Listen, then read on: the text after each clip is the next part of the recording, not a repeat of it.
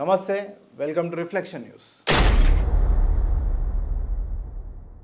America అధ్యక్షుడు Donald Trump ఉక్రెయిన్లో యుద్ధాన్ని ముగించేందుకు రష్యాపై మరింత ఒత్తిడి పెంచే దిశగా ఒక కీలక నిర్ణయం తీసుకున్నారు. రష్యాతో వ్యాపారం చేసే దేశాలపై ద్వితీయ ఆంక్షలు విధించే ద్వైపాక్షిక బిల్లుకు ఆయన గ్రీన్ సిగ్నల్ ఇచ్చారు. రష్యా నుంచి చమురు, యురేనియం కొనుగోలు చేసే దేశాలపై అమెరికా అధ్యక్షుడికి 500% వరకు సుంకాలు పెంచే అధికారాన్ని ఈ బిల్లు ఇస్తుందన్నట్టు.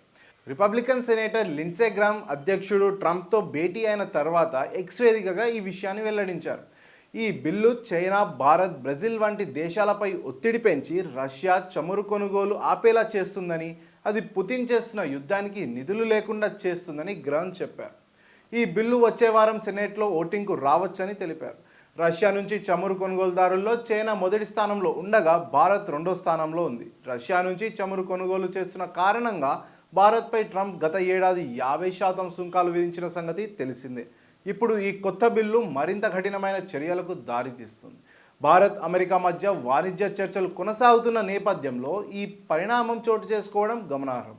ఒకవైపు ఉక్రెయిన్, రష్యా మధ్య శాంతి చర్చలు జరుపుతూనే మరోవైపు ఈ ఆంక్షల బిల్లుకు మద్దతు ఇవ్వడం రష్యాపై ఒత్తిడి పెంచే వ్యూహంగా కనిపిస్తుంది. యుద్ధం ఆపుతామని చెబుతూనే అమాయకుల్ని పుతిన్ చంపుతున్నారని గ్రామ్ మండిపడ్డారు.